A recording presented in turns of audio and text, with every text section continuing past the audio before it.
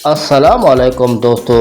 Quetta gladiator final में कैसे पहुंची है चौथी बार और इस्लामाबाद यूनाइटेड को बीट किया है क्वेटा ग्लैडिएटर ने। दोस्तों आइए चलते हैं वीडियो की जानिब, देखते हैं किस तरह क्वेटा ग्लैडिएटर ने यह मैच जीता है। यूनाइटेड के लिए मुश्किल है, मुश्किल ये नहीं कि वो क्वालिफायर हारे, अभी उनके पास चांस है, मगर मुश्किल ये है कि बकिया मैचेस भी लाहौर में खेलने। ये बात मैं सिर्फ इसलिए कर रहा हूँ कि इस पीएसएल में इस्लामाबाद यूनाइटेड लाहौर में एक भी मैच नहीं जीत पाई। और अगर हम लास्ट 2-3 सीजन की बात करें तो 14 मैचेस में से 12 मैच लाहौर के अंदर हारे हैं। क्वेटा ग्लैडिएटर का रिकॉर्ड लाहौर के अंदर बहुत शानदार है और सबसे खास पॉइंट ये है कि इससे पहले वो 3 बार क्वालिफाई खेले और पहले ही मैच जिनकी सीधा फाइनल के लिए उन्होंने क्वालिफाई किया और ये चौथी बार उन्होंने ऐसा कर दिखाया है।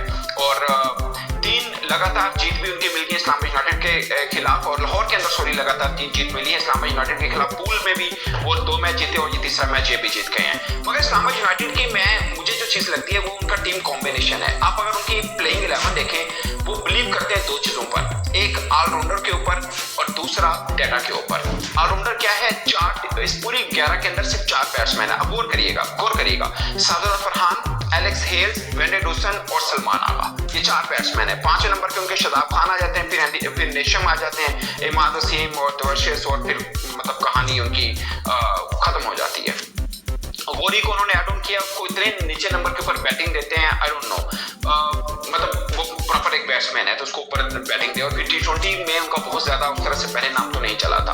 अब सीन ये है कि अगर आप सिर्फ 4 बल्लेबाजों के साथ T20 खेल रहे हैं और बाकी ऑलराउंडर्स के ऊपर हैं, आप फ्लूक भी लग सकता है कि आप 250 रन चेज कर जाएं, बट 10 में कम से कम 2 बार ऐसा होगा कि आप कुछ बड़ा कर पाए, अदरवाइज 8 बार आपको हारी मिलेगी। क्योंकि अगर आपके पास रेगुलर बैट्समैन नहीं है और ऑलराउंडर है, और ऑलराउंडर भी वो है कि चले तो चांद तक नहीं तो शाम तक वाला सीन हो जाए, ये है। अब साजिद फरहान के ऊपर बात होना बहुत जरूरी है दोस्तों।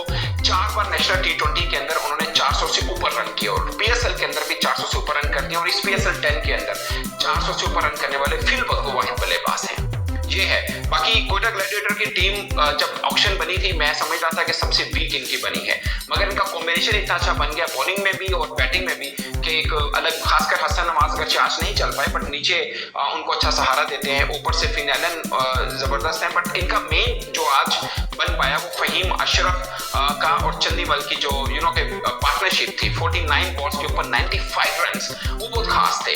वो उसने सारे का सारा टेम्पो बदल के रख दिया, वरना पावर प्ले के अंदर 3 विकेट गंवाने के बाद 200 प्लस रन कर देना अपने आप में एक बहुत बड़ी बात होती है। तो क्वेटा ग्लैडिएटर ने ये प्रूव किया कि अपनी यूटिलाइजेशन प्लेयर्स की सबसे बेस्ट शायद वो कर रहे हैं। जहां पे देखते हैं स्पिनर को 2 आके उन्होंने खिलाए, जहां पे चाहिए उनको फास्ट बॉलर खिलाते हैं, वहां पे फास्ट बॉलर पैटर्न करते हैं। मगर उनका एक 2 चीजें बहुत बेहतर है। एक फहीम अशरफ बैटिंग की तो शानदार बल्लेबाजी की उन्होंने, और अगर बॉलिंग पे है तब भी उन्होंने, खासकर जो उन्होंने नेशम को क्लीन बोल्ड मारा ना, उसके बाद वो गिर गए थे, लगा था कि शायद हैमस्ट्रिंग उनको ना होगी, वो खुदा ना खास्ता, बट उन्होंने जबरदस्त बैटिंग में भी जबरदस्त अपना किरदार निभाया। 45 रन की जस्ट 23 बॉल्स पर 3 छक्के 4 चौके, 195 की स्ट्राइक रेट के साथ उन्होंने बैटिंग किया। सबसे ज्यादा स्ट्राइक रेट अगर वैसे ज्यादा रन की देखें, वैसे तो रली रोसो का 200 का है, 8 बॉलों पे 16 मगर रन कम है उनके, तो ये है। बाकी चंदीमल ने भी जबरदस्त बैटिंग की है, 28 बॉलों पे 48 रन है। चंदीमल लास्ट टाइम शायद 2022 में श्रीलंका की तरफ से खेले थे, दोबारा फिर टीम का हिस्सा बने। श्रीलंका प्रीमियर लीग में उन्होंने बड़े जबरदस्त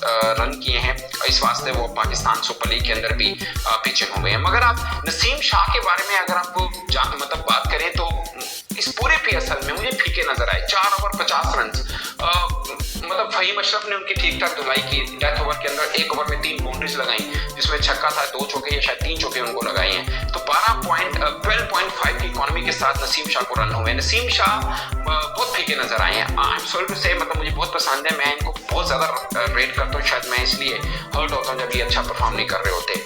मुझे लगता है कि पाकिस्तान में तीनों फॉर्मेट के अंदर अच्छा बॉलर आज से कुछ 6 साल पहले की अगर बात करें तो नसीम शाह थे। आई डोंट नो इनको क्या हुआ है, इनकी खासकर डेथ ओवर में बॉलिंग बहुत खराब हो रही है, बहुत ज्यादा खराब हो रही है।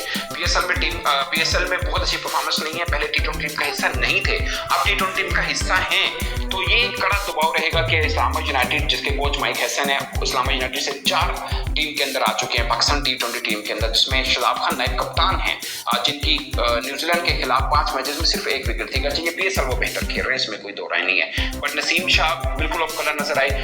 सलमान इरशाद बहुत जबरदस्त बॉलर है T20 के। आप उनके पहले 2 ओवर देखें और आखिरी 2 ओवर देखें, फर्क है। पॉइंट ये है कि इतनी अच्छी बॉल करेंगे और बाद में आकर फ्रॉम नोवेयर वो खराब लाइन को पकड़ लेते हैं। फहीम अशरफ के खिलाफ मैं देख रहा था, उनका अपना जो थर्ड ओवर था, 3 बॉलें बड़ी जबरदस्त की, चौथी उन्होंने शॉर्ट पिच कर दिया। सबको मालूम है कि फहीम अशरफ शॉर्ट पिच और जो मुंह पे बॉल पड़ती है उनको बड़ा अच्छा खेलते हैं। फिर आखिरी 2 बॉल पे 2 बाउंड्री खा गए वो। ओवरऑल उनकी बॉलिंग बड़ी जबरदस्त रही थी। 4 ओवर में फिर भी 36 रन थे 9 की इकोनॉमी से, 4 ओवर में 34 रन थे 2 विकेट लिए 8.5 की इकोनॉमी से, तो सबसे कम इकोनॉमी में रन इनको हुए हैं। तो ये है, अब इस्लामाबाद यूनाइटेड के पास अगरचे एक चांस है कि कराची लाहौर में से जो जीतता है उनके साथ खेलेगा, फिर ये फाइनल के लिए जाएंगे। बट मुझे लगता है कि इनका कॉम्बिनेशन बहुत हिला हुआ कॉम्बिनेशन है।